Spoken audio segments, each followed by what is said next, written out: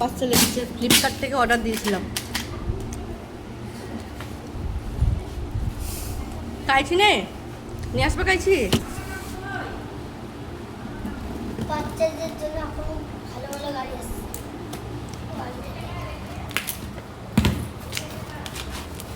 বাবা দুটো packet. Train গাড়ি আছে। সেই ট্রেনগুলো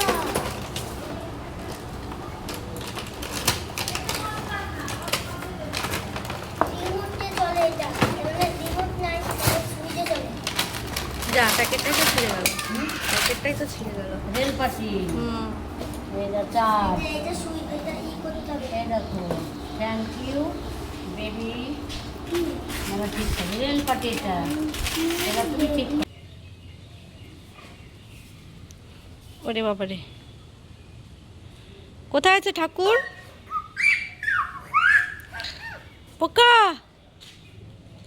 পোকা, বাবা রে পোকা।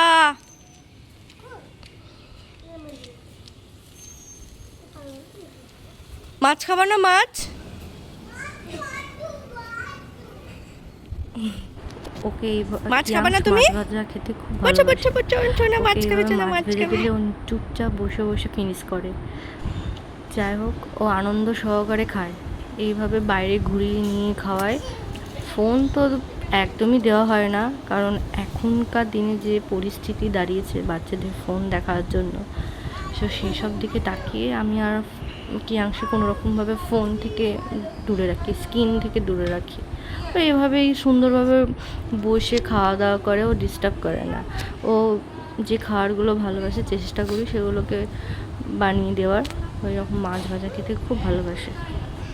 যাই হোক, আজকে একটা পার্সেল অর্ডার দিয়েছিলাম, সেটাকে অ্যাসেম্বল করছিলাম। তোমরা দেখতেই পাচ্ছ, খুব পছন্দের খেলনা এটা।